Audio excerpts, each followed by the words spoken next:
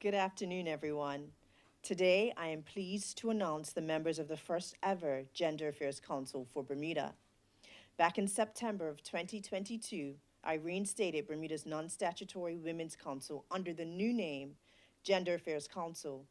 Before I present the membership, I just want to give a brief backdrop on events leading up to the establishment of the council. In 2010, the former Ministry of Cultural and Social Rehabilitation established a Women's Council to focus on women's issues in Bermuda.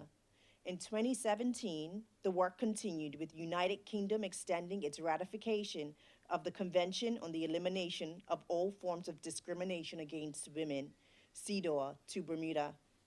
CEDAW is an international Bill of Rights for women that defines what constitutes discrimination against women and sets up an agenda for national action to end gender discrimination.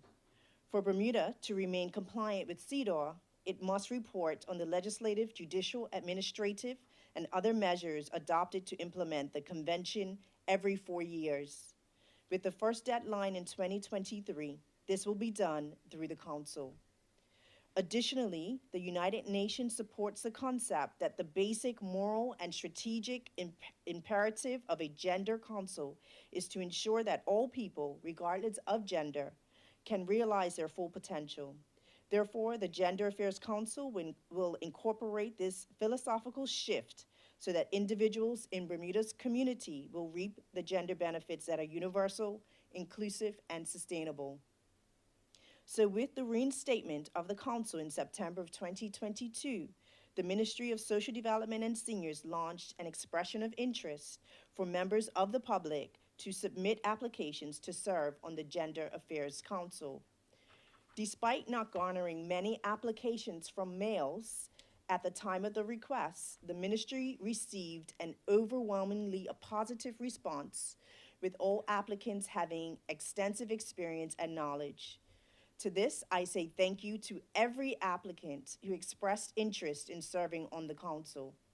While I could not select all applicants, this process has reassured me that the Gender Affairs Council, alongside people in our community, will continue to strive towards addressing gender affairs. The Gender Affairs Council comprises of 10 members and represents a diverse cross-section of our community who represent government agencies, nonprofit and civil society organizations, and entrepreneurs.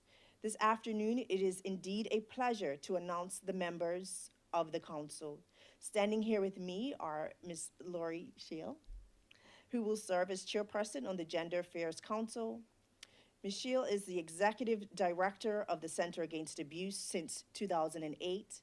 Ms. Shield has provided leadership at the center, ensuring the provision of services to survivors of domestic violence and abuse and sexual assault, and establishing community awareness sessions on these topics.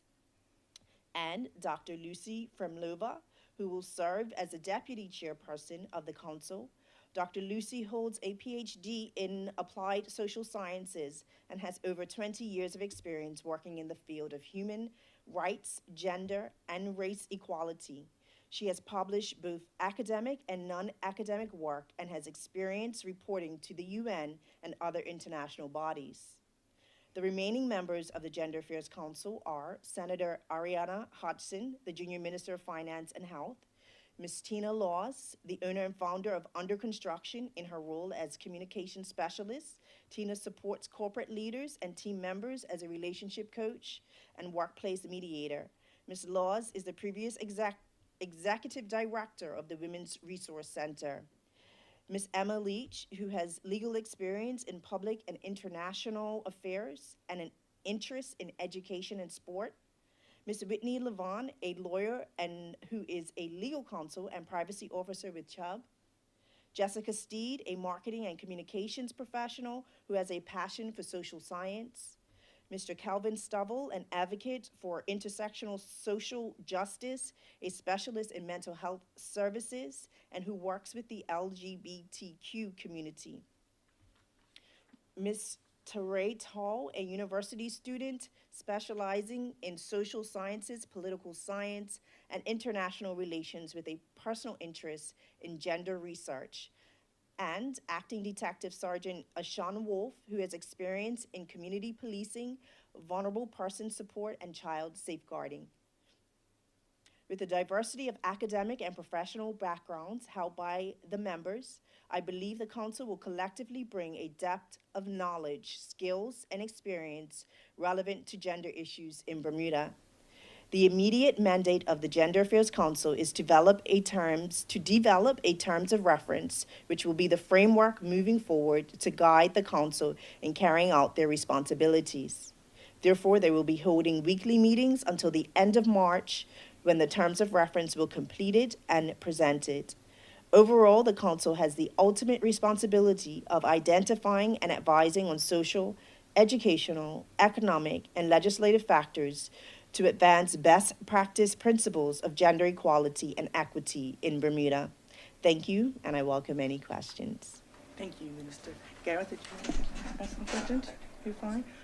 Did the other two ladies like to say something before we end? Just a few words? Sure. Yes, on behalf of the Gender Affairs Council, I just want to thank the minister for putting this together. It has been a long time coming for Bermuda, and so we have a great team of individuals that the minister has pulled together, and so look forward for more from the council in the future. I would reiterate my thanks to the minister, and I, just like every other member, look forward to the important work of the Gender Council. So thank you very much, Minister. Thank you. And thank you, everyone, for joining us. That concludes our press conference. Thank you.